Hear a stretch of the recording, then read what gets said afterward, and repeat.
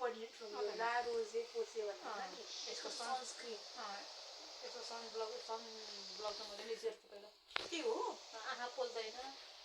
राम्रो हो दामी हुन्छ तर महँगो है थोरै लायो पनि सबै हुन्छ फेरि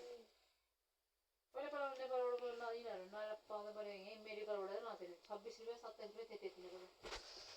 सनब्लक त त्यति छैन महँगो छैन होला यसलाई महँगो भयो महँगो छ उनी सनब्लक नि कति यो हो त B5 रहेछ यो त होइन है होइन सनब्लक हेर्नु